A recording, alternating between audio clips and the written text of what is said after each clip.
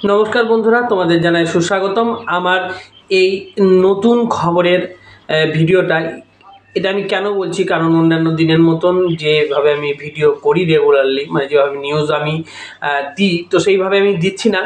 এর কারণ হচ্ছে একটাই, যে কিছুদিন আগে আমি যখন ইউটিউব সার্চ করছিলাম বা ফেসবুক সার্চ করছিলাম, তখন একটা নিউজ আমার কিন্তু বারবার চোখে পড়ে শর্টসে এবং বড় ভিডিওতে, যে সন্দেশখালিতে নাকি ঘরে ঘরে ঘর থেকে মেয়েদেরকে তুলে নিয়ে যাচ্ছে কিছু পার্টির লোকেরা, বিশেষ করে তৃণমূল পার্টির লোকেরা, এবং মানে তৃণমূল পার্টির লোকেরা নিয়ে যাচ্ছে এবং তাদের পার্টি অফিসে 2-4 দিন রাখছে, তারপরে নাকি আবার তাদেরকে ফেরত দিয়ে যাচ্ছে তাদের শ্লীলতাহানি করার পরে। কিন্তু আমি ব্যাপারটা সম্পূর্ণই অবিশ্বাসের ভিত্তিতে পুরোটা আমি উড়িয়ে দিই। কিন্তু কিছুদিন পরে ব্যাপারটা এতটা সরগোল হয়ে দাঁড়ায় যে আমার পক্ষে বিষয়টা মেনে নেওয়া সম্পূর্ণভাবেই মানে মেনে নিতে বাধ্য হতে হয় আমাকে, যেটা আমার একেবারে বিশ্বাসযোগ্য ছিল না। কারণ আমি নিজে একটা তৃণমূল সাপোর্টার এবং আমি তৃণমূলকে খুব ভালোবাসি, মমতা ব্যানার্জিকেও খুব ভালোবাসি। কিন্তু সবথেকে বেশি যে কথাটা, যে বিষয়টাতে আমাকে এই ব্যাপারটা, ঘটনাটা আমাকে মেনে নিতে হয়েছে, যে মমতা ব্যানার্জি এই বিষয়টাকে নাকি পুরো সাজানো বলেছে। তো আমি মাননীয় মুখ্যমন্ত্রী এবং আমাদের যত বন্ধু আছে, ক্রিয়েটার আছে, তাদের সবারই কাছে আমি জিজ্ঞেস করতে চাই যে যদি বিষয়টা স্ক্রিপ্টেড বা রচানোই হয়ে থাকে বিজেপি কিংবা অন্যান্য দলের দ্বারা, তাহলে কি যে প্রত্যেক বাড়ির মেয়েরা কি সামনে এসে ভিডিওতে রিপাবলিক বাংলা এবং অন্যান্য আরও যেসব মিডিয়া আছে তাদের সামনে কি এসে এরকম কথা বলতে পারে যে আমাদের শ্লীলতাহানি হচ্ছে?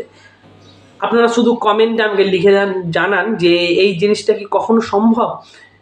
একটা মেয়ে নিজের ইজ্জতকে সবারই সামনে নিলাম করছে, কিংবা ইজ্জত চলে যাওয়ার ব্যাপারটাকে বা বিষয়টাকে জনসাপেক্ষে জনসাধারণের সামনে তুলে ধরছে, এবং সেটা না শুধু একটা মেয়ে, সেই সন্দেশখালি এলাকার পুরো যে বাসিন্দারা আছে তারা সবাই ভীত সন্ত্রস্ত। এবং শিবু হাজরা, যে শাহজাহানের লোক, সেও কিন্তু বহুত অত্যাচার করছে। তো বিশেষ করে তৃণমূল পার্টিরা অত্যাচার করছে।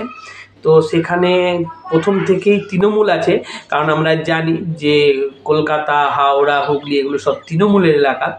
তবুও মমতা ব্যানার্জি এ বিষয়ে সম্পূর্ণ নীরব আছেন। পুলিশেরা, আমি দেখলাম যেটা ভিডিওতে, যে মানে অনেক চ্যানেলের ভিডিওতে, যে কোনো পার্টির নেতারা যদি ও সন্দেশখালি যেতে চাইছেন গঙ্গা পার হয়ে, তাহলে তাকেও বলে মানে যেতে দিচ্ছে না, তাদের রাস্তাটা অবরোধ করে পুলিশেরা দাঁড়িয়ে আছে।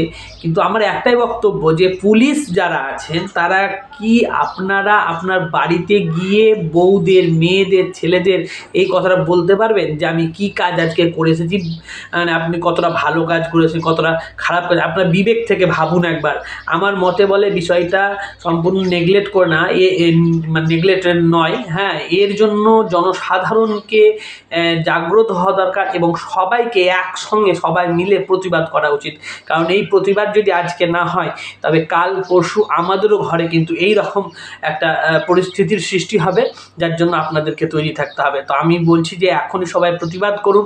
আমার যেসব ভিউয়ার্স আছে, আমার যেসব হাজার ভিউয়ার্স আছেন, তারা অবশ্যই কমেন্ট বক্সে লিখে জানান এবং এই ভিডিওটাকে বেশি বেশি করে শেয়ার করে দিন। কারণ সত্যি মানুষের কিন্তু ভিতর থেকে যে একটা জাগরণ, সেটা দরকার। আমি বলছি না কোনো পার্টি খারাপ, কিন্তু মমতা ব্যানার্জিকে এই ব্যাপারে সম্পূর্ণ তদন্ত বা বিস্তারিত তদন্ত নেওয়া অবশ্যই দরকার। যদি সেটা নেয় আমি খুবই ভালো লাগবে, আমি ভিতর থেকে কৃতার্থ হব, কারণ একজন মানুষ হিসাবে। কারণ আমার বাড়িতেও মা, বোন, এইসব কাকিমা, জেঠিমা এরা আছে। আমি বলবো আপনারা নিন এই তদন্ত, এবং তদন্ত সাপেক্ষে, তাড়াতাড়ি জনসাপেক্ষে, যেটা সত্যি।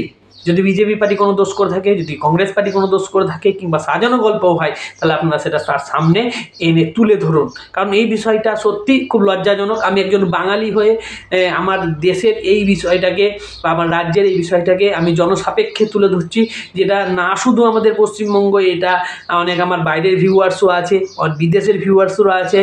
তারাও কিন্তু এই জিনিসটা দেখবে এবং এই জিনিসটার প্রতি তাদের কিন্তু একটা ঘৃণা জমে যাবে যে এই দেশটার প্রতি। আমাদের এই পশ্চিমবঙ্গ একসময়তে কিন্তু বিদেশিদের বা ইংরেজদের ব্রিটিশদের প্রথম বাণিজ্য স্থল ছিল এবং এই জায়গাটা অনেক উন্নত ছিল। সেই জায়গাটাকে আজকে কি পরিমাণ মানে ঘৃণ্যতার জায়গাতে নামানো হয়েছে, পার্টি সাম্প্রদায়িক একটা হানাহানির সৃষ্টি হয়েছে। আমি চাইবো যে আপনারা এ সম্পর্কে সরব হন এবং আপনারা নিজস্ব মতামত দিন এবং এই বিষয়টা নিয়ে আরও তদন্ত করতে মাননীয় মুখ্যমন্ত্রীর কাছে অনুরোধ জানান।